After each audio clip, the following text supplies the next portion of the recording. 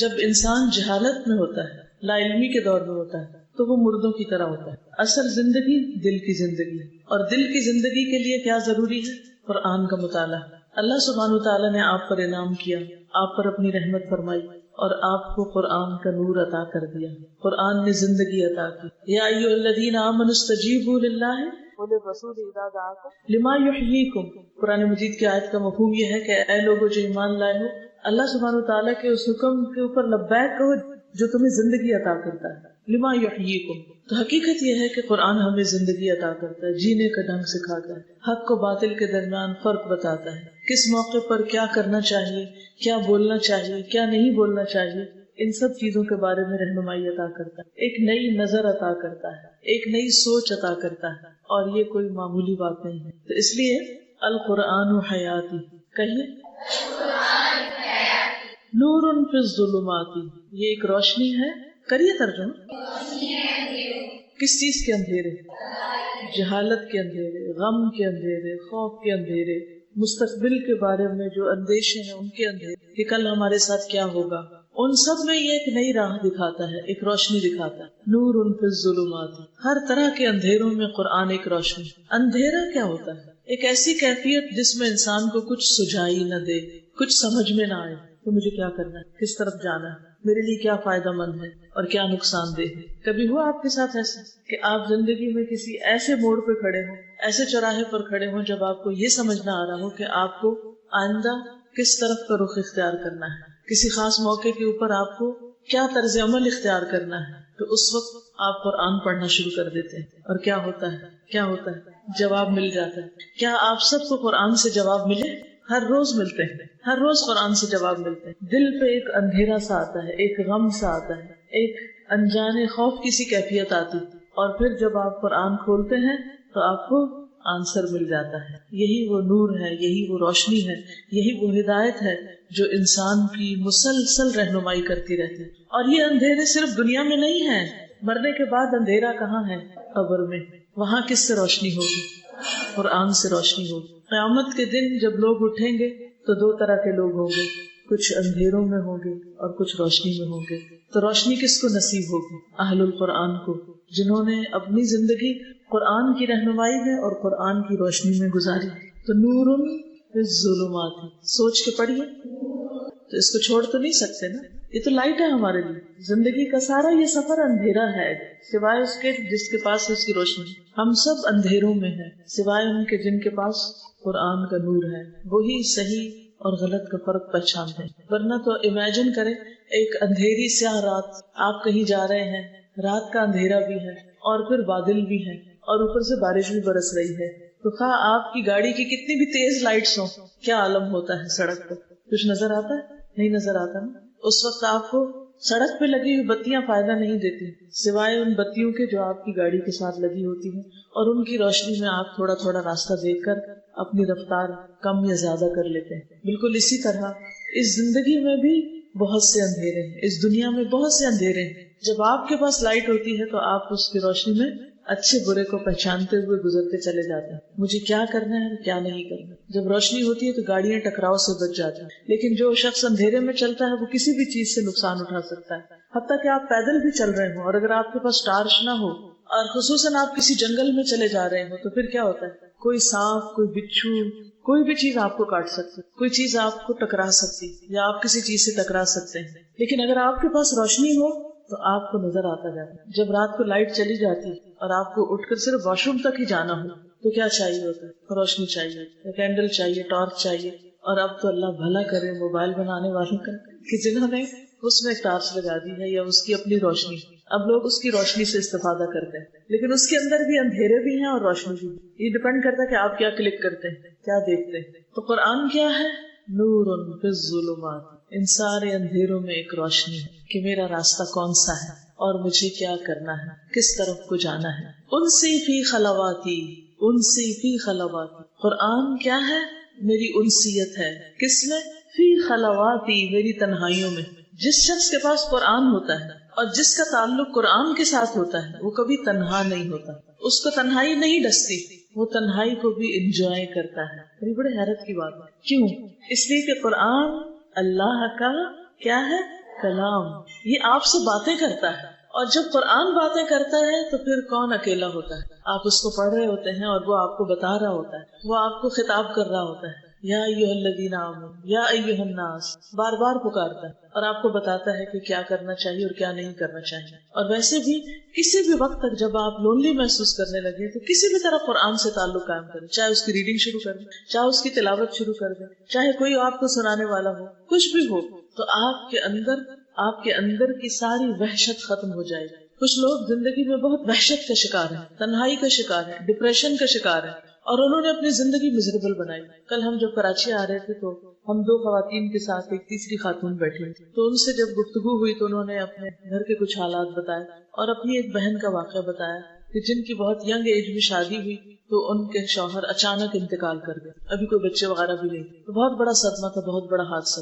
بہرحال ماں باپ کے گھر واپس آ گئے. اس کے بعد کچھ سال کے بعد ماں باپ نے پھر سمجھایا بجھایا اور ایک ڈاکٹر کے ساتھ ان کی شادی کر. اتفاق یہ ہوا کہ کچھ سال کے بعد ان کی بھی اچانک ڈیتھ ہو گئی. دوسری دفعہ اسی قسم کا پھر حادثہ ہوا. اب ایسے شخص کی حالت کیا ہو سکتی، کیا کیفیت ہو سکتی، غم کی، دکھ کی، پریشانی، کہ وہ ہر ایک سے الوف ہو گئی، دنیا کی کسی بھی چیز میں ان کا دل نہیں لگتا، سب رشتوں سے بیزار ہو گئی، کسی چیز سے محبت نہیں کرنا، زندگی میں کوئی ہوپ نہیں، رونق نہیں، کوئی روشنی نہیں، کوئی انسیت نہیں. حل کس میں ہے؟ قرآن. قرآن ہیل کرتا ہے، وہ شفا ہے. آپ کو جب صدمے پہنچنے کیونکہ تو پہنچیں گے کسی کو کسی طریقے سے اور کسی کو کسی طریقے سے، تو اس کا حل یہی ہے کہ انسان قرآن کی طرف رجوع کرے، اور جو رجوع کرے گا وہ بیماریوں سے، دل کی بیماریوں سے نجات پائے گا، اور جو اس کو چھوڑ دے گا وہ اندھیروں اور تنہائیوں میں بھٹکے گا. تو میں ایسے تمام لوگوں کو جو کسی بھی طرح کے کسی ڈپریشن کا شکار ہیں، وہ کسی نہ کسی قرآن کلاس کو جوائن کر لیں، اور کچھ ہی دن کے بعد دیکھیں گے کہ ان کی دل کی حالت بدلنا شروع ہو جائے گی. اور اگر آپ لوگ بھی جو اس وقت ایمان سے بھرے ہوئے ہیں، ایک بلبلے سے بھرے ہوئے ہیں اور خوشی سے بھرے ہوئے ہیں کیونکہ قرآن کی دولت آپ کو ملی ہے، اگر آپ نے بھی اس کو چھوڑ دیا تو آپ بھی اندھیروں اور وحشتوں کی طرف لوٹ جائیں گے. کیونکہ یہ روشنی ہے نا، اگر روشنی کو آپ رکھ دیں گے تو کیا ہوگا؟ اندھیرا ہو جائے گا پھر سے. یہ ایسا نہیں کہ ایک دفعہ آپ نے قرآن پڑھ لیا تو پھر ہمیشہ کے لیے بس کافی ہو گیا. یہ تو دل کی غذا ہے، روح کی غذا ہے، جسے روز انسان کو لیے رکھنا پڑتا ہے. یہ تو ہر ایک کی ضرورت ہے، ہر وقت کی ضرورت ہے. اس لیے ان سے فی خلواتی، جو شخص اس پریشانی کا شکار ہے کہ مجھے کوئی پوچھتا نہیں، میرا دنیا میں کوئی نہیں، میں تنہا ہوں، میرا کوئی ساتھی نہیں، میرا کوئی دوست نہیں، سب نے مجھے چھوڑ دیا ہے، اسے کیا کرنا چاہیے؟ قرآن کو تھام لینا چاہیے. اور قرآن کی وجہ سے آپ کو ایسے ایسے مخلص دوست اور ساتھی اور ایسے پیارے لوگ ملیں گے کہ آپ کی ساری تنہائیاں دور ہو جائیں گی. یعنی خود قرآن بھی آپ کی تنہائی میں آپ کا دوست ہے، لیکن قرآن کی محبت کی وجہ سے ایسے لوگ آپ کے بہترین دوست ہوں گے جن کو آپ قرآن کی وجہ سے دوست بنائیں گے. کیونکہ آپ جن لوگوں میں بیٹھتے ہیں ان کے اندر کی کیفیات کو بھی جذب کر رہے ہوتے ہیں. آپ کو کلاس کے اندر کیوں مزہ آ رہا ہوتا ہے؟ کیونکہ سب انجوائے کر رہے ہوتے ہیں. تو جب سب انجوائے کر رہے ہوتے ہیں تو آپ بھی انجوائے کرنے لگتے ہیں، کیونکہ سب کی وائبز ایک جیسی ایک دوسرے کو آ رہی ہوتی، تو ایک پورا ماحول ہوتا ہے. یہی قرآن اگر ہم اکیلے بیٹھ کے پڑھیں تو یہ کیفیت نہیں ہوتی جو ایک مجلس کے اندر ہوتی.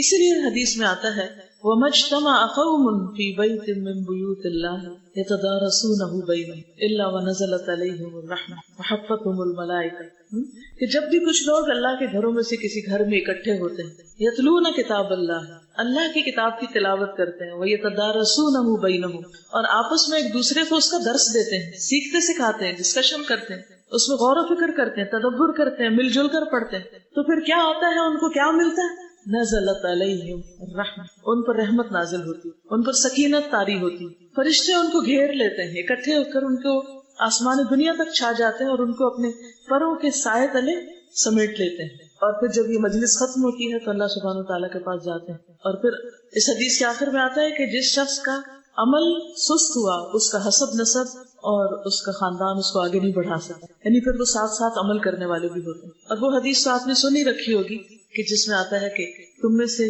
کیا کوئی شخص چاہتا ہے کہ ہر روز صبح بطحان اور عقیق جائے اور 2 موٹی تازی اونٹنیاں بغیر کسی قطع رحمی اور ظلم کے لے آئے.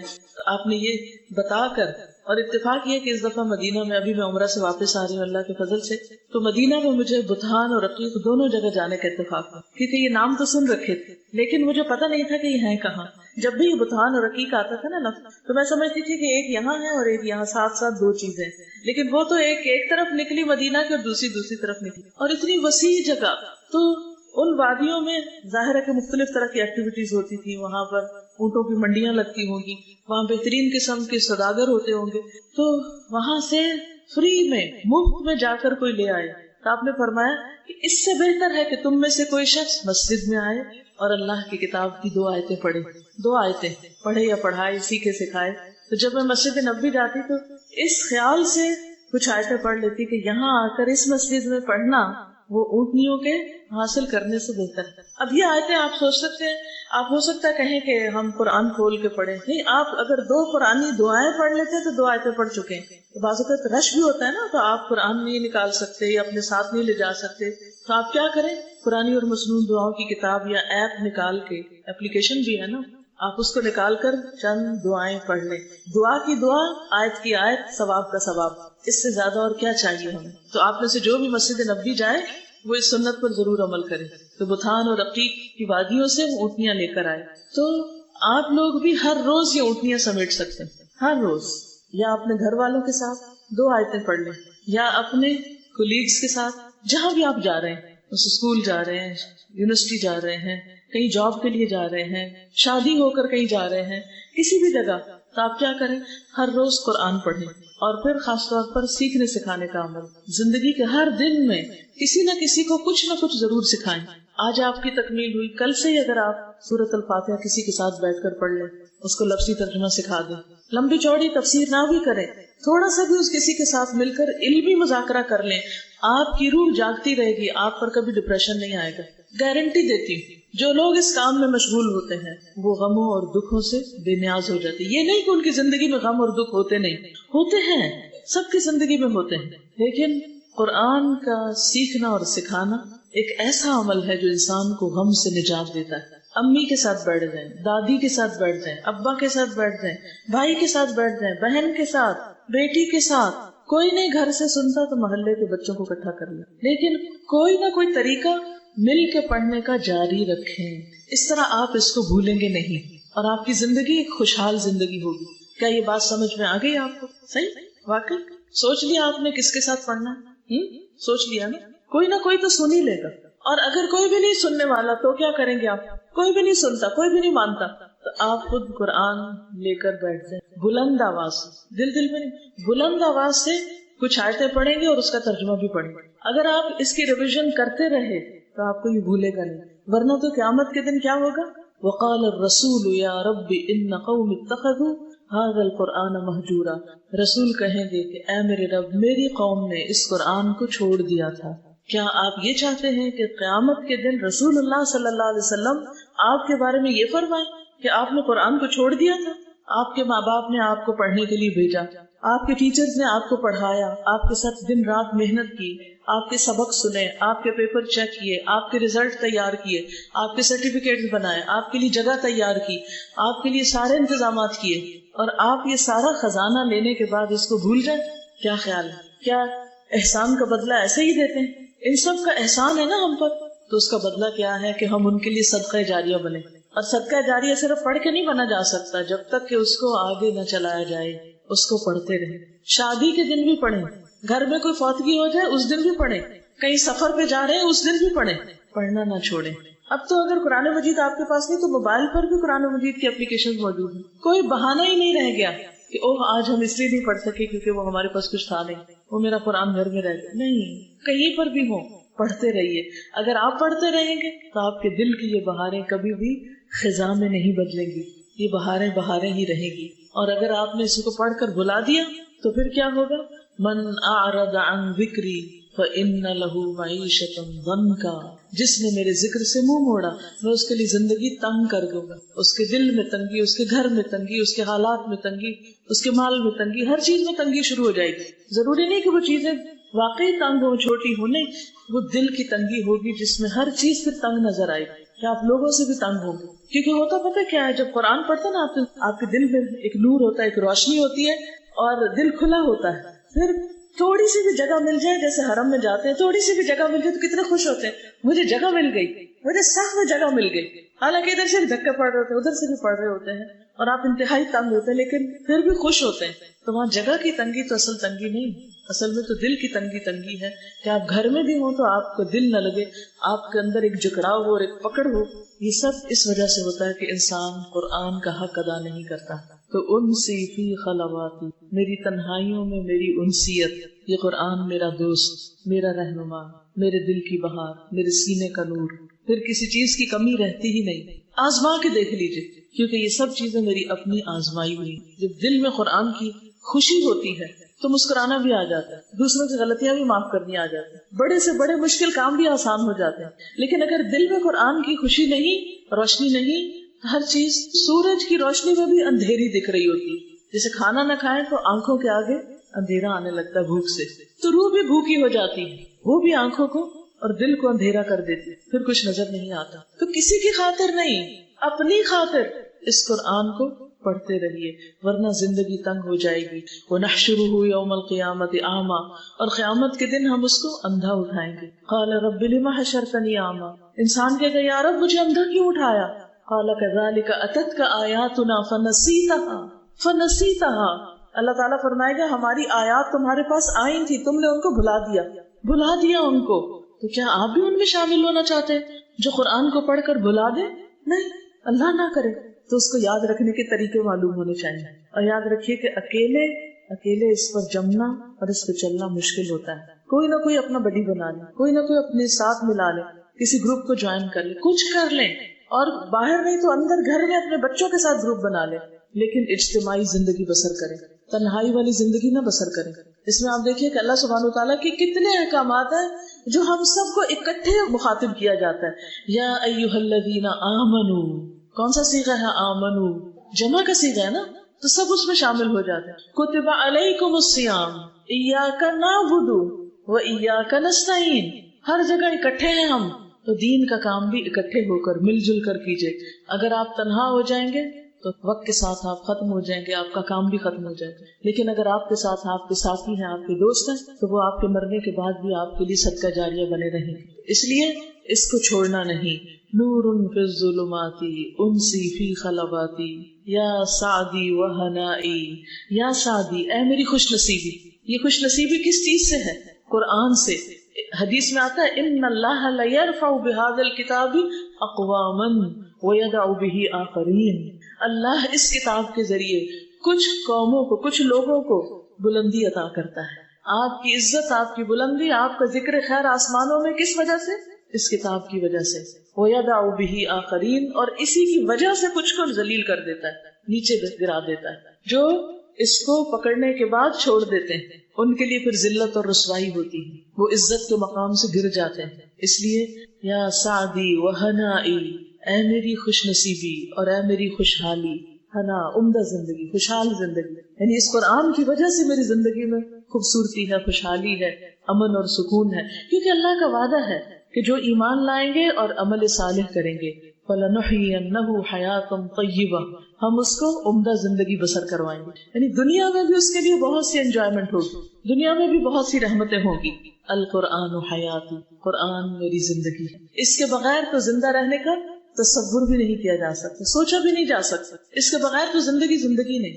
سوچئے کہ آپ کے دل کے ساتھ ایسا ہے، کیا ایسا عزم اور ارادہ ہے آپ کے اندر کہ یہی میری زندگی ہے، یہی میرا سب کچھ ہے، اور اس سے بڑھ کر بھی بہترین کوئی چیز ہے تو مجھے بتا دیجیے. اس سے اچھا کیا ہے دنیا میں؟ بتائیے مجھے. کوئی عہدہ، کوئی حکومت، کوئی منصب، کوئی مال و دولت، کوئی شہرت، کوئی چیز، کچھ بھی نہیں. ہوا خیر مما یجمعون، یہ بہتر ہے ہر اس چیز سے جسے لوگ جمع کر رہے ہیں، اکٹھا کر رہے ہیں. مال و دولت، زیورات اور پیسوں کے ڈھیر، اور سواریاں اور گھر اور کپڑے اور لباس اور ڈیزائنرز کے بیگ اور جوتے، ان سب چیزوں سے بہتر ہے یہ قرآن. اس کو نہیں چھوڑنا، اس کا پڑھنا نہیں چھوڑنا، اس کا سمجھنا نہیں چھوڑنا، اس کا پڑھانا نہیں چھوڑنا، اس کو آگے پھیلانا نہیں چھوڑنا، کیونکہ یہی ذریعہ نجات ہے. پڑھیے اس شعر کو دوبارہ کہیے. القرآن حیاتی نور ملأ القلب، نور ایسا نور ہے، ملأ جس نے بھر دیا، القلب دل کو. آپ کو یہ فلفلمنٹ محسوس ہوتی کہ کوئی چیز ہے جو بھر گئی اندر، دل بھر گیا، یعنی ایک سینس آف اچیومنٹ ہے کہ کچھ حاصل کیا ہے، یہ نور دل میں بھر گیا، ففاض تو وہ چھلک پڑا، بحب کتاب اللہ، اللہ کی کتاب کی محبت سے، قرآن پڑھنے سے جو روشنی ملی وہ دل میں ایسی سمائی کہ دل اللہ کی کتاب یعنی اس قرآن کی محبت سے بھر گیا ہے اور چھلک پڑا ہے۔ کسی بھی چیز کی محبت جب حد سے زیادہ ہو جاتی ہے تو پھر کیا ہوتی ہے؟ وہ ظاہر ہونے لگتی ہے۔ کہتے ہیں نا عشق اور مشق چھپائے نہیں چھپتے، کیونکہ انسان چھپا ہی نہیں سکتا، جو دل میں بھر جاتی ہے نا چیز وہ زبان کو لائے بغیر رہ ہی نہیں سکتا، آپ بے بس ہو جاتے ہیں، آپ کو چین ہی نہیں آتا جب تک اس کا تذکرہ نہ کریں، اس کی بات نہ کریں، اس کا ذکر خیر نہ کریں۔ کوئی بھی چیز جس سے آپ کو محبت ہے اس کے بارے میں سوچیے، آپ کیا کرتے ہیں؟ ہر وقت دل میں اس کا خیال ہے اور پھر ہر وقت زبان پہ اس کی بات ہے۔ تو جن لوگوں کو قرآن کی دولت نصیب ہو جاتی ہے پھر ہر وقت ان کے دل میں کیا آتا ہے؟ کبھی کوئی آئے کبھی کوئی آئے۔ آپ کے ساتھ ہوتا ہے؟ اتنا خوبصورت ہے یہ ایکسپیرینس کہ آپ چل رہے ہوتے ہیں اور کوئی چیز دیکھتے ہیں، فوراً قرآن کی آیت دل میں آ جاتی ہے۔ آپ کو کوئی پریشان کرتا ہے، آپ اس کی بات سنتے ہیں اور فوراً قرآن کی کوئی آیت آپ کی زبان پہ آ جاتی ہے۔ ہر وقت فلیش بیک کرتی رہتی ہے، کوئی موقع ایسا نہیں ہوتا کہ جس وقت قرآن کی کوئی آیت یاد نہ آئے۔ یہ علامت ہوتی ہے، یہ نشانی ہوتی ہے کہ واقعی آپ قرآن سے محبت کرتے ہیں۔ اور اگر یہ کیفیت نہیں ہوئی ابھی تک بھی آپ کی، تو اس کا مطلب یہ ہے کہ آپ نے قرآن کو ابھی دل میں نہیں اتارا، ابھی وہ صرف حلق تک رہا ہے، تجوید سیکھی ہے بس، ابھی آپ نے سمجھا نہیں کہ جب تک وہ حلق تک رہتا ہے صرف مخارج ہی اچھے ہوتے ہیں اور وہ ایمان دل میں نہیں اترتا اور دل سے پھر آپ کی زبان پہ نہیں آتا، آپ کی نگاہوں کی چمک نہیں بنتا، آپ کے چہرے اور آپ کی زندگی کا نور نہیں بنتا، تو گویا قرآن ابھی آپ کی زندگی میں آیا نہیں، ابھی آپ کو اور وقت لگانا چاہیے۔ کیونکہ جب قرآن دل میں آ جاتا ہے نا تو پھر نہ مال و دولت اچھا لگتا اور نہ اولاد اس درجے میں اچھی لگتی اور نہ ہی زندگی میں کوئی اور چیز اتنی پسند آتی ہے انسان کو، کیونکہ انسان کو پتا ہے کہ قیامت کے دن یوم لا ينفع مال ولا بنون الا من اتى الله بقلب سلیم، پھر قرآن قلب سلیم عطا کرتا ہے اور ہر چیز سے زیادہ انسان کو اسی چیز کی محبت ہو جاتی ہے اور ہر چیز کو پیچھے چھوڑ کر انسان اس کے ساتھ اپنا تعلق قائم رکھتا ہے، چاہے پڑھنے پڑھانے کا ہو، چاہے اس پر عمل کرنے کا ہو یا کسی کی رہنمائی کرنے کا ہو اس کے ساتھ یا اس کی کسی بھی طرح خدمت کرنے کا۔ پھر انسان کے اندر ایک آگ بھڑک اٹھتی ہے کہ میں اس قرآن کو دنیا کے ہر شخص تک پہنچا دوں، ہر زبان میں پہنچا دوں، ہر طریقے سے پہنچا دوں۔ پھر پکار اٹھتی ہے قرآن پر اول، یہ اس تڑپ کے بغیر نہیں آتا کہ قرآن پر اول، کیونکہ نور ملأ القلب، اس نور نے دل کو بھرا، ففاض بحب کتاب اللہ، تو اللہ کی کتاب کی محبت سے بہہ گیا، بہہ پڑا، چھلک پڑا، ہر طرف اس کا پیغام عام ہونے لگا۔ کیا آپ نہیں چاہتے کہ ایسی محبت آپ کو نصیب ہو کہ آپ کے ذریعے قرآن ہر طرف پھیلے، آپ اس کو بندے بندے تک پہنچانے کا ذریعہ بن جائیں؟ کیونکہ جس کا اس کام میں جتنا حصہ ہوگا اس کا اجر و ثواب بھی اتنا ہی زیادہ ہوگا، اس کی روشنی بھی اتنی ہی زیادہ ہوگی۔ یہ کسی پر احسان نہیں، یہ مجھ پر احسان نہیں، ماں باپ پر احسان نہیں، یہ کسی اور پر نہیں۔ اور اس کے ساتھ ساتھ اگر آپ اس کو زبانی بھی یاد کر لیں تو قیامت کے دن آپ کو وہ نور ملے گا، وہ تاج ملے گا، نہ صرف یہ کہ آپ کو، آپ کے والدین کو بھی ملیں گے۔ تو سوچ لیجئے آپ نے اپنا مستقبل کیا بنانا ہے، وہ اللہ سبحانہ و تعالیٰ کی طرف سے ملنے والے ریوارڈ اور ترقیاں اور بلندیاں چاہیے یا دنیا کی حقیر حقیر چیزیں جو دوسرے دن ختم ہو جانی، جو ساری پیچھے چھوڑ کے جانی ہے، ایک بھی ساتھ نہیں جانی؟ کیا چاہیے؟ اگر واقعی آخرت کی کامیابی چاہیے تو پھر اس کے لیے کوشش کرنی ہوگی۔ من اراد الآخرۃ وسعى لها سعيها وهو مؤمن فاولئک کان سعیهم مشکورا۔ من اراد الآخرہ، جس نے آخرت کا ارادہ کیا، وسعى لها سعيها، اور اس کے لیے کوشش بھی کی، انتھک کوشش۔ اگر 1,00,000 لوگوں تک آپ نے قرآن پہنچا دیا تو آپ نے مجھے 1,00,000 اور کو اس سال میں پہنچانا، چین سے بیٹھنا نہیں، یہ نہیں کہنا ہاں بہت اب پھیل گیا، اب تو طرح طرح کے لوگ پڑھنے لگے اور کافی ہو گئے، نہیں۔ اور اس بات کی بھی فکر کرنی ہے کہ جو پڑھ چکے وہ عمل بھی کر رہے ہیں یا نہیں، وہ کسی اور چیز کی طرف تو نہیں ڈسٹریکٹ ہو رہے۔ تو نور ملأ القلب ففاض بحب کتاب اللہ، اشرق دربی بالقرآن، اشرق چمک اٹھا، دربی میرا راستہ، بالقرآن قرآن کے ساتھ، یعنی میری زندگی کا یہ راستہ صراط مستقیم قرآن کی وجہ سے روشن ہو گیا ہے، مجھے اپنی زندگی کا مقصد مل گیا ہے، مجھے اپنا گول نظر آنے لگا ہے کہ کہاں تک پہنچنا ہے، کیا اچیو کرنا ہے، مجھے اپنی منزل نظر آنے لگی ہے کہ اب مجھے اپنی زندگی کو کس طرح استعمال کرنا ہے، کس کام میں لگانا ہے، مجھے پتا چل گیا کیا کرنا ہے اور کیا نہیں کرنا، مجھے راستے کے نشان نظر آنے لگ گئے ہیں۔ فشکرا یا ربا، یہ شکر ہے اے میرے رب، شکرن یا ربا، شکر ہے اے رب، اے رب تیرا بہت ہی شکر کہ تو نے مجھے قرآن کے ذریعے منزل دی، روشنی دی۔ کیا آپ کے ساتھ بھی یہ ہوا کہ قرآن پڑھ کر آپ کو پتہ چل گیا کہ آپ کو اس زندگی سے کیا کمانا ہے؟ کیا کمانا ہے؟ آخرت کمانی، اور آخرت میں کیا حاصل کرنا ہے؟ جنت، اور جنت میں سب سے بڑی نعمت کیا ہے؟ اللہ کی رضا، اور اگر اللہ کی رضا حاصل ہو گئی تو کیا دیکھنے کو ملے گا؟ اللہ کا چہرہ، وہ ہے ہماری منزل۔ کہاں اللہ کا چہرہ اور کہاں بندوں کے چہرے؟ ہم صرف انہی کے لیے تڑپتے رہتے ہیں کہ ان کی شکل نظر آ جائے، بیٹے کی شکل نظر آ جائے، میاں کی شکل نظر آ جائے، فلاں کی آ جائے، فلاں کی آ جائے، کہ بس یہی گول ہے، بس صرف انسانوں کو دیکھ کر ہی خوش ہوتے رہنا اور صرف اسی کی تمنا کرنی، اور اس سے آگے کچھ بھی نہیں۔ یہ تو بہت چھوٹی چیز ہے جو آپ نے اپنا ایم بنائی، یہ تو مقصد صحیح نہ ہوا۔ انسانوں سے بھی محبت اللہ کی خاطر کرتے ہیں کہ اس محبت سے میرا رب راضی ہو جائے، کیونکہ اللہ کی خاطر محبت ایمان کی ایک مضبوط کڑی ہے۔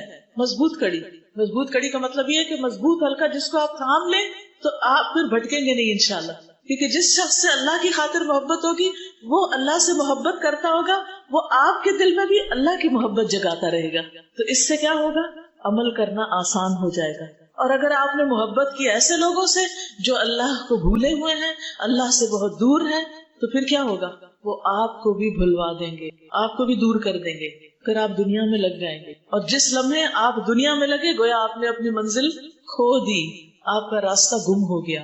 تو اشرق دربی بالقرآن فشکرن یا ربا، فشکرن یا ربا، اور میرے عظیم رب تیرا بہت ہی شکر۔ یمحو عتم اللیل، یمحو عتم اللیل المظلم، یروی ظمأ الروح، یجعلنا من اہل اللہ یطیب بہ المجروح۔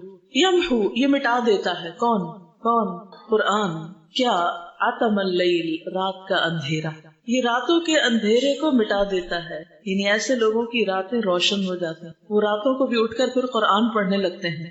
المظلم، جو اندھیری ہے، اندھیری راتوں کے اندھیرے کو ختم کر دیتا ہے، اندھیری رات کی تاریکی کو مٹا دیتا ہے۔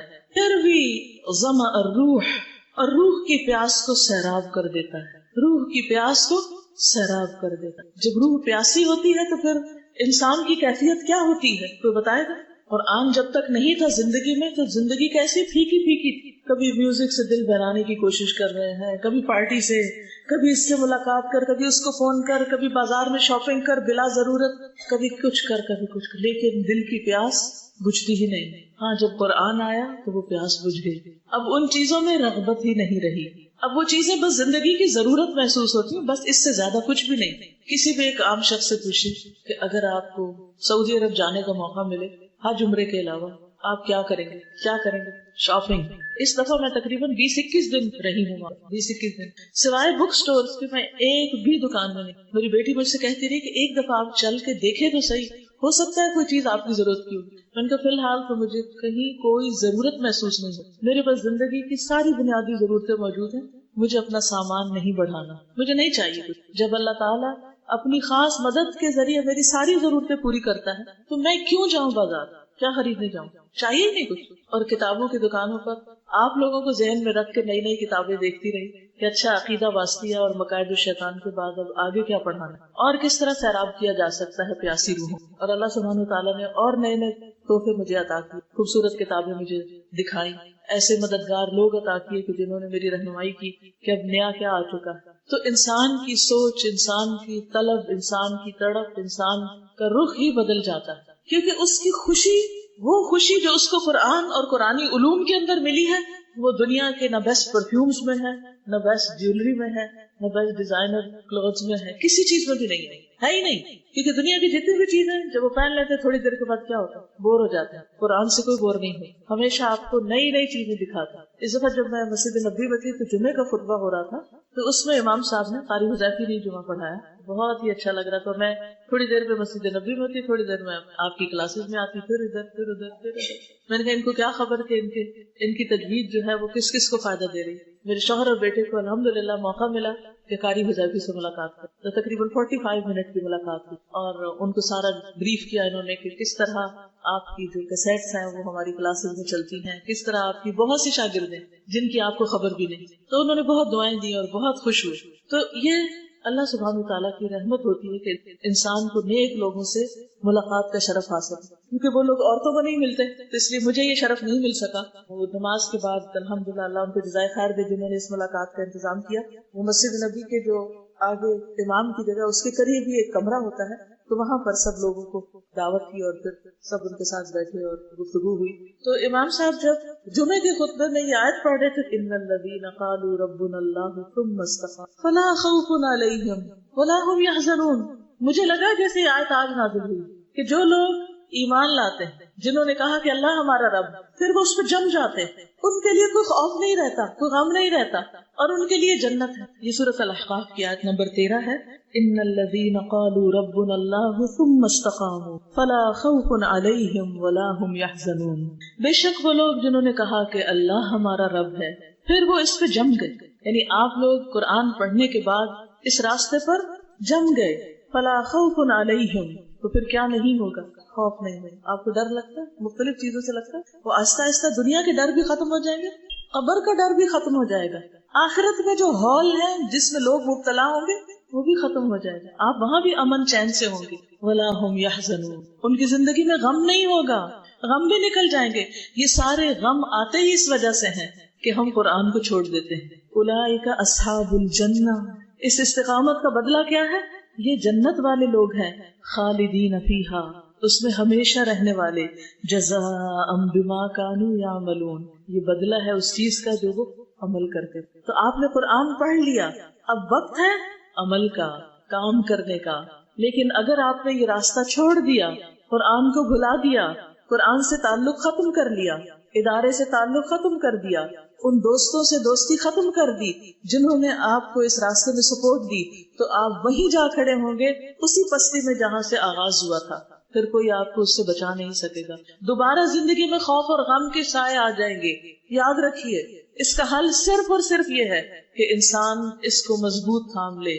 والذین یمسکون بالکتاب، والذین یمسکون بالکتاب، جو لوگ کتاب کو مضبوط پکڑتے ہیں، وَأَقَامُوا الصَّلَاةَ، اور نماز قائم کرتے ہیں، وَآتُوا الزَّکَاةَ، زکات دیتے ہیں، إِنَّا لَا نُضِيعُ أَجْرَ الْمُصْلِحِينَ، ہم مصلحین کا، اصلاح کرنے والوں کا اجر ضائع نہیں کریں گے۔ تو آپ نے اصلاح کرنی ہے اپنی بھی اور کس کی؟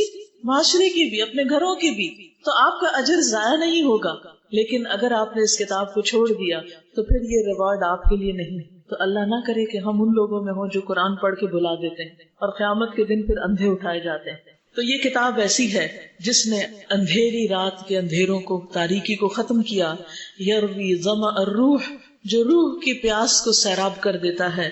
یجعلنا من اہل اللہ، یہ ہمیں اہل اللہ میں شمار کرتا ہے۔ اس کتاب نے ہمیں کس میں شامل کر دیا؟ اہل اللہ۔ آپ صلی اللہ علیہ وسلم نے فرمایا کہ کچھ لوگ ایسے ہیں جو اہل اللہ ہیں، وخاصتہ، اور اس کے خاص بندے، VIP۔ تو پوچھا گیا کہ کون ہے وہ؟ تو آپ نے کیا فرمایا؟ ہم اہل القرآن، وہ قرآن والے ہیں۔ تو یہ کتاب یجعلنا من اہل اللہ، ہمیں اہل اللہ میں شامل کر دیتی ہے۔ یطیب بہ المجروح، جس کے ذریعے زخم خوردہ اچھا ہو جاتا ہے، یعنی جو دنیا کا ستایا ہوا ہوتا ہے، جو دنیا کا ستایا ہوا ہوتا ہے وہ اس کتاب کے ذریعے شفا پا جاتا ہے۔ یہ ہو نہیں سکتا کہ آپ لوگوں میں رہیں اور لوگ آپ کو ہرٹ نہ کریں۔ کرتے ہیں لوگ، ستاتے ہیں، تنگ کرتے ہیں، باتیں بناتے ہیں، اعتراض کرتے ہیں، الزام لگاتے ہیں، کرتے ہیں نا، یہ سب کچھ ہوتا ہے۔ تو اس کی شفا کہاں ہے؟ قرآن میں۔ اس کی شفا قرآن میں ہے، قرآن میں۔ یجعلنا من اہل اللہ یطیب بہ المجروح، سارے زخم مندمل ہو جاتے ہیں۔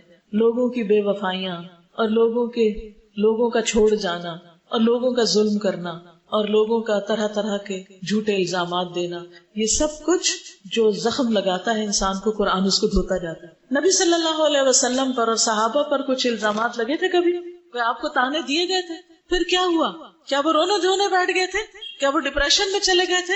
ذرا تاریخ پڑھ کے بتائیے مجھے کہ کسی نے کبھی کہا ہو کہ فلاں صحابی کو ڈپریشن کا مرض لاحق تھا اور حضرت ابو بکر کبھی کبھی ڈپریشن میں چلے جاتے؟ کبھی پڑھا آپ نے ایسا کچھ؟ کبھی نہیں۔ کیوں؟ اس لیے کہ یہ قرآن ان کو اتنا رلاتا تھا کہ دنیا کے لیے رونے کے آنسو باقی نہیں رہتے تھے۔ دنیا کی خاطر، بچوں پر، مال پر، لوگوں کی باتوں پر رونے کے لیے پھر کچھ بچتا ہی نہیں تھا، کیونکہ آپ کو قرآن نے رلا دیا اور بہت رلا دیا. آپ آخرت کے غم میں رو دیے، اب آپ اور کس پہ روئیں گے؟ جس کو بڑے غم لاحق ہو جاتے ہیں وہ چھوٹے غموں کو بھول جاتا ہے، اس کو فکر ہی نہیں رہتی. ہوا نبراس حیاتی یرشدنا بہداہ، ہوا وہ کون؟ قرآن. نبراس چراغ ہے، حیاتی میری زندگی کا، یہ قرآن میری زندگی کا چراغ ہے. یرشدنا بہداہ، جو اس کی ہدایت کے ساتھ ہماری رہنمائی کرتا ہے. ارشاد کہتے ہیں نا رہنمائی، قرآن کے اندر جو ہدایت ہے اس کے ذریعے ہمیں رہنمائی ملتی. کیا آج کے بعد آپ کی زندگی میں قرآن کی ہدایت کی ضرورت ہے نا؟ تو پھر کیا کرنا؟ اس کتاب کو چھوڑنا نہیں، پکڑے رکھنا، پڑھتے رہنا، پڑھاتے رہنا تاکہ روشنی ملتی رہے. نور ملأ القلب ففاض بحب کتاب اللہ، ایسا نور جس نے دل کو بھر دیا، فل کر دیا، تو وہ اللہ کی کتاب کی محبت سے بہہ پڑا، چھلک پڑا، ہر طرف پھر اس کی روشنی پھیل گئی. اشرق دربی بالقرآن، میرے راستے کو قرآن نے منور کر دیا، چمکا دیا. فشکرن یا ربا، فشکرن یا ربا، شکر ہے اے میرے رب، شکر ہے اے میرے رب. یا رب، اے رب. اب آخر میں دعا دیتے ہیں. فکافئ من انشأ للتحفیظ سروح، ہی دور للنور وفیہا اقر طہر یفوح. اے میرے رب، فکافئ، تو بدلہ دے، جزا دے، کافی ہو جا. کس کو؟ من انشأ، جس نے تعمیر کیا، بنایا، للتحفیظ، حفظ کرنے کے لیے، سروح، محل کو، اس عمارت کو، یعنی جس نے یہ بلڈنگ بنائی، اس بلڈنگ کا انتظام کیا کہ لوگ یہاں قرآن پڑھیں، اس کو یاد کریں. ایک حفظ تو قرآن کے الفاظ کا ہوتا ہے، اور آپ نے اس کا ترجمہ حفظ کیا، اس کو یاد کیا، اس کو پڑھا ہے، سمجھا ہے. تو اب وہ دعا دے رہے ہیں کہ یا اللہ، جن لوگوں نے یہ سارا کچھ بنایا، یہ بلڈنگ بنائی، یہ لائٹیں لگائی، یہ پنکھے لگائے، یہ صفائی کا انتظام کیا، اس کی ڈیکوریشن کی، یا رب ان کو کافی بدلہ عطا کر، اتنا کہ جو ان کو کافی ہو جائے، پورا. اور یہ حق ہے نا کہ جو ہمارے لیے یہ فیسلٹیز دیتا ہے اس کو دعاؤں میں یاد رکھا جائے، جو ہمیں فیسیلیٹیٹ کرتا ہے. کیونکہ عام طور پر ہمیں صرف ایڈمن سے شکایتیں ہی ہوتی ہیں، ہر وقت ان کے بارے میں ہم کچھ نہ کچھ بولتے ہی رہتے ہیں کہ کچھ نہیں کرتے، یہ نہیں ہے، وہ نہیں ہے، یہ کیا ہو گیا، وہ کیا ہو گیا. لیکن یہاں پر ان کا شکریہ ادا کیا جا رہا ہے کہ اللہ کا شکر ہے جنہوں نے یہ ساری مینجمنٹ کی، یہ سارے پروگرام بنائے، ان کو ایڈورٹائز کیا، لوگوں کو بلایا، انٹرویو کیے، کلاسز لی، ٹائم ٹیبل بنائے، سبق سنے، اور کیا کیا محنتیں نہیں کی. تب ہم اس قابل ہوئے کہ ہم قرآن کو سمجھیں، اور تراویح میں جب امام صاحب پڑھیں تو ہم پیچھے سن کے روئیں، کیونکہ جن کو سمجھ نہیں آتی وہ رو بھی نہیں سکتے. یہ دور للنور، یہ مکانات ہیں روشنی کے، یہاں روشنیاں ہیں، یہ بلڈنگز روشنیوں والی ہیں، لائٹ ہاؤسز ہیں، ایسا ہی ہے نا، یہاں سے روشنیاں بڑھتی ہیں. وفیہا عطر الطہر، یہاں پاکیزگی کے پرفیومز ہیں، عطر ہیں، خوشبوئیں ہیں. یفوہ، جو ہر طرف پھیلتی ہیں، یعنی انسان میلا گندا آتا ہے اندر، قرآن ہمیں صاف کرتا ہے، خوشبو لگاتا ہے، اور پھر ہم باہر نکل کے پاکیزہ باتیں کرنے لگتے ہیں، غیبت چھوڑ دیتے ہیں، دوسروں کے اوپر جھوٹے الزام لگانا چھوڑ دیتے ہیں، اچھی باتیں کرنے لگتے ہیں. ہماری زندگی میں پاکیزگی آنے لگتی ہے، دل میں آنے لگتی ہے، زبان پہ آنے لگتی ہے، مسواک کی عادت ہو جاتی ہے، نگاہوں میں پاکیزگی آنے لگتی ہے، فحش تصویریں دیکھنا اور فحش موویز دیکھنا چھوٹ جاتا ہے، کانوں سے فحش باتیں اچھی نہیں لگتی، نیکی کے راستے پر انسان چلنے لگتا ہے. تو ہی دور للنور، یہاں سے روشنیاں عام ہوتی ہیں، یہ روشنیوں کے گھر ہیں، یہاں سے عطر لگایا جاتا ہے جس کی خوشبو ہر طرف پھیل جاتی ہے. حیا، آ جاؤ آ جاؤ، یا من تاہن، جو بھی بھٹکے ہوئے ہو، سارے بھٹکنے والوں آ جاؤ، جو ادھر ادھر مارے پھر رہے. قرآن مجید میں آتا نا یتیہون فی الارض، وہ زمین میں مارے بنی اسرائیل پھر رہے تھے، بھٹکے ہوئے تھے، وہ اپنی منزل تک جانا چاہتے تھے لیکن اللہ نے بطور سزا ان کی منزل گم کر دی، کیونکہ ان کو ایک ٹارگٹ ہدف دیا گیا تو انہوں نے اس کا انکار کیا. تو وہ سارا دن صحرا وردی کرتے، شام کو وہیں پہنچ جاتے جہاں سے شروع ہوتے، ان کا سفر ختم ہی نہیں ہو رہا تھا. تو اسی طرح کچھ لوگ جو دنیا کی محبت میں ہیں، سارا دن دنیا کے پیچھے بھاگتے رہتے ہیں، ان کی زندگی میں قرآن کی روشنی نہیں. نتیجہ کیا ہوتا ہے کہ جہاں سے چلتے وہیں آ کھڑے ہوتے. وہ خوشیوں کو پانے کے لیے دنیا کے پیچھے بھاگ رہے تھے، خوشیاں ان سے اور دور چلی گئیں، وہ پھر وہیں آ کھڑے ہوئے جہاں سے چلے تھے. یا حیا یا من تاہن فالقرآن نجاح، قرآن کامیابی ہے، قرآن سکسیس کا ذریعہ ہے. تم کس چیز سے کامیابیاں حاصل کر رہے؟ لوگ ہزاروں ڈالر دے کر کامیابی حاصل کرنے کے کورسز کرتے ہیں، پرسنل ڈیولپمنٹ کے کورسز ہوتے ہیں، اور سکلز کو انہانس کرنے کے کورسز ہوتے ہیں، لیکن قرآن سے تعلق نہیں ہوتا. جو شخص حقیقی معنوں میں قرآن کو سمجھ کے پڑھتا ہے، غور و فکر کرتا ہے، وہ ان سب کورسز سے بڑا کورس کرتا ہے. یقینی طور پر اس کی زندگی میں ایک روشنی آ جاتی. اصل بات ہے ایمان کی، یقین کی، کہ ہاں واقعی اس قرآن میں ہر مسئلے کا حل موجود ہے، کیونکہ یہ رب العالمین کا کلام ہے. حیا یا من تاہ فالقرآن نجاح نور ملأ القلب ففاض بحب کتاب اللہ اشرق قلبی بالقرآن فشکرا یا ربا شکرا یا ربا. الیوم آج نکرمو ہم اعزاز بخشیں گے، عزت دیں گے، حوصلہ افزائی کریں گے. کس کی؟ من حفظو، جنہوں نے حفظ کیا، جنہوں نے قرآن پڑھا. آج ان کو عزت دینے کا دن ہے. یعنی میں یہاں آج کیوں آئی ہوں پتا آپ کو شرف بخشنے کے لیے کہ آپ نے ایک بہت بڑا کام کیا، کچھ اچیو کیا. اور انشاءاللہ جب آپ گھر جائیں گے تو گھر والے بھی آپ کو عزت دیں گے، ماں باپ بھی، کہ آج میری بیٹی نے قرآن ختم. جب میرا قرآن ناظرہ اور پھر ترجمے کا تفسیر کا ختم ہوا تھا، بہت بڑی بڑی پارٹیاں ہوئی تھی ہمارے گھر میں. اتنی تو میری شادی پر لوگ نہیں تھے جتنا ختم قرآن پر تھے. بلا مبالغہ اتنے لوگوں کو دعوت دی گئی تھی، اتنے لوگوں کے کھانے کا انتظام کیا گیا تھا. کس کی خوشی؟ قرآن کی خوشی. قرآن کو اعزاز دینے کے لیے، قرآن والوں کو اعزاز دینے کے لیے، یہ بتانے کے لیے کہ یہ تمہارے لیے زندگی میں سب سے بڑی کامیابی کا ذریعہ ہے. والدین نے یہ کانفیڈینس دیا یہ پارٹیاں کر کے، کیونکہ جب ہم بچوں کو دنیا میں کچھ اچیو کرتے ہیں تو سب کچھ ہنگامہ کر رہے تھے، خاص طور پہ شادی. تو اس لیے لوگ سمجھتے سب سے بڑی کامیابی شادی ہو جانا ہے، اور جس کی شادی نہیں ہوئی اس نے تو کچھ کیا ہی نہیں زندگی. یہ کیوں؟ اس لیے کہ ہم نے شادی کو سب سے زیادہ امپورٹینس دے رکھی اور بچوں کے قرآن پڑھنے کو لیسٹ امپورٹینس دے رکھی. وہ ہو کہ نہ ہو، پڑھے کہ نہ، کوئی بات نہیں، شادی ہو جائے یہ بڑی اچیومنٹ ہے. ہماری پرائرٹیز ہے نا. تو جب تک ہم قرآن کو یہ عزت نہیں بخشیں گے، قرآن والوں کو یہ عزت نہیں بخشیں گے، اس وقت تک آگے نہیں بڑھ سکتے بچے. کیونکہ وہ بھی دیکھتے ہیں خاموشی سے کہ ہمارے والدین کس چیز کو زیادہ امپورٹینس دیتے ہیں، کس چیز پر زیادہ خوش ہوتے ہیں، کب زیادہ خوشی مناتے ہیں. تو ہم سب اپنی زندگیوں میں عملی نمونہ دیکھ سکتے ہیں نا کہ ہم نے زندگی میں کب کب اپنی یا بچوں کی خوشی منائی. تو آپ بھی ہمارے بچے ہیں، آپ کو عزت دینے کے لیے ہم حاضر ہوئے ہیں. حفل ثم نروح اليوم نکرم من حفظوا حفلا حفل ثم نروح. پھر ہم چلے جائیں گے. یعنی ہم آپ کے اس پروگرام میں شرکت کے لیے آئے ہیں. حفل کہتے ہیں پارٹی پروگرام. اس پروگرام میں آئے ہیں آپ کو عزت بخشنے کے لیے، انکریج کرنے کے لیے، آپ کی خوشی میں شریک ہونے کے لیے. ثم نروح، پھر ہم اس کے بعد آپ کو سی آف کر دیں گے. لیکن یہ تو صرف دنیا میں سی آف کریں گے، کیونکہ اکٹھے بیٹھ نہیں سکتے نا ہر وقت. یہ ہو نہیں سکتا کہ ہر روز میں یہاں ہوں، یہ ہو نہیں سکتا کہ ہر روز ختم قرآن ہو.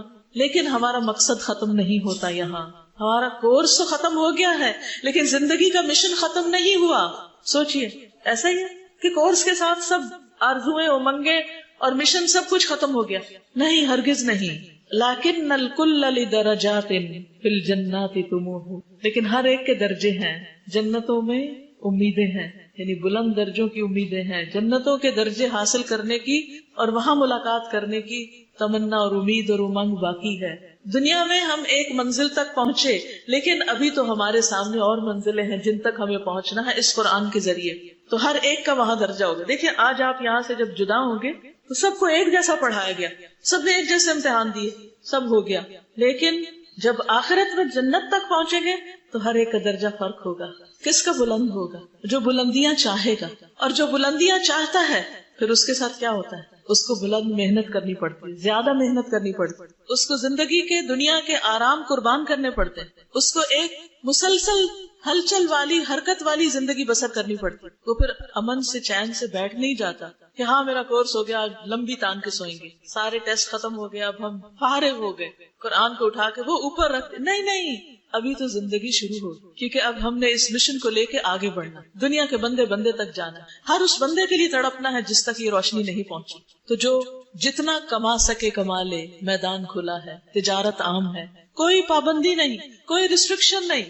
لیکن الکل لدرجات فی الجنات طموح. اب ہماری تمنا کیا ہو جانی چاہیے؟ جنت کے بلند درجے حاصل کر. غایتنا الرحمن نتطلع لرداہ.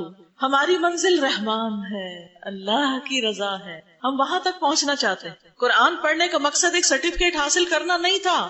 قرآن پڑھنے کا مقصد رحمان کو پانا تھا، اللہ کی تلاش تھی، اس کی رضا کی تلاش تھی. اب اس کا راستہ مل گیا، اب اس تک پہنچنا ہے. اب ایسا تو نہیں نا کہ آپ مثلاً آج آ رہے تھے اور خواتین کلب کا راستہ ڈھونڈ رہے تھے، جب راستہ ملا یہاں تک دروازے تک پہنچے تو واپس چلے گئے. نہیں، اب تو آپ کو اندر آنا ہے. اسی طرح قرآن کے ذریعے ہمیں رب کی معرفت نصیب ہوئی، اب ہم نے اس تک پہنچنا ہے، اس کی رضا تک پہنچنا ہے. اس مقصد کو لے کر ہم نکلیں گے انشاءاللہ.